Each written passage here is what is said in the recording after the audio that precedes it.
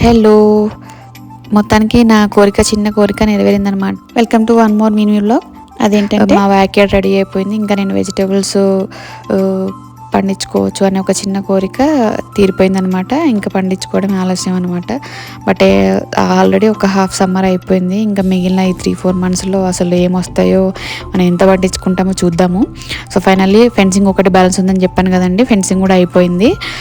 ఇంకా back yard మొత్తం complete అయిపోయింది. ఇంకా నా బెడ్స్లో నేను ఆల్రెడీ కొంచెం ప్లాంటింగ్ కూడా అయిపోయింది. నాది కొన్ని సీడ్స్ వేసాను, కొన్ని ప్లాంట్స్ ముందే నా పాట్స్లో పెట్టుకునేవన్నీ బెడ్స్లోకి ట్రాన్స్ఫర్ చేసుకున్నాను అనమాట.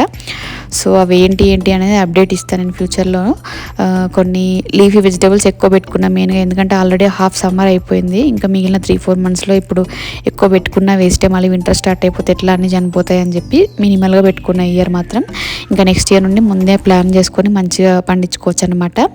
సో ఇక్కడ బెడ్స్లో ఎందుకు అసలు ల్యాండ్ పైన వేసుకోవచ్చు కదా అనే థాట్ ఉంటుంది. బట్ ఇక్కడ ఈ యూఎస్లో ఏంటంటే most of the soil fertile ఉండదు. సో బెడ్స్లో అయితే మనం కొంచెం సాయిల్ కంపోస్ట్ యాడ్ చేసుకొని పెట్టుకోవచ్చు, మళ్ళీ డ్రైనేజ్ కూడా బాగుంటుంది అని చెప్పి మెయిన్. మళ్ళీ రైజ్డ్ బెడ్లో ఏంటంటే కొంచెం వామ్ ఉంటుంది సాయిల్. సో ఇక్కడ కూల్ క్లైమేట్ కాబట్టి వెజిటబుల్స్ పండడానికి చాలా బాగుంటుంది అని చెప్పి ఇట్లా రైజ్డ్ బెడ్స్ మెయింటైన్ చేస్తారు.